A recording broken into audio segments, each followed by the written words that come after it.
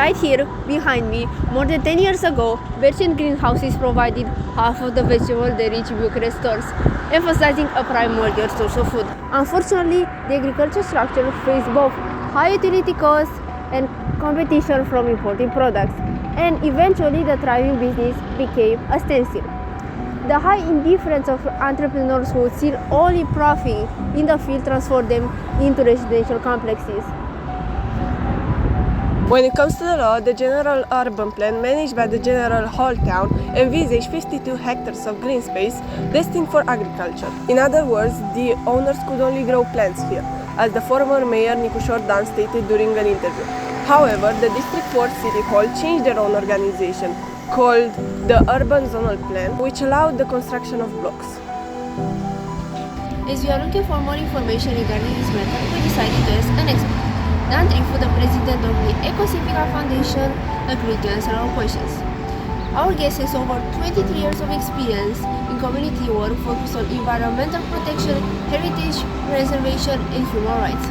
Ele trebuiau să asigure legume sănătoase populației. Dar ați văzut că băieții deștepți, acești rechini imobiliari, cum îi numim noi, au pus mâna pe aceste terenuri. Serele astea ar avea un rol extrem de important în aprovizionarea populației cu legume sănătoase, proaspete.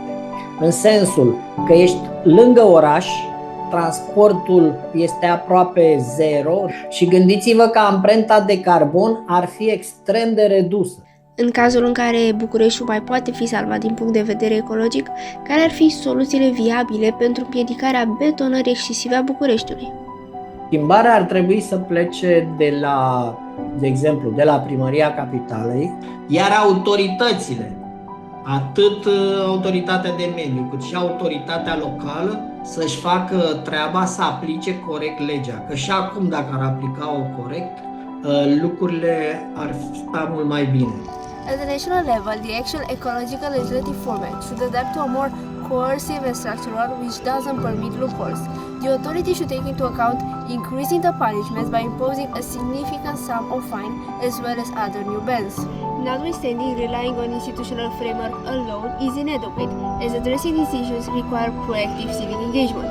Petitions and protests are the major and easiest way we can address our desire to greener, healthier and more resilient communities.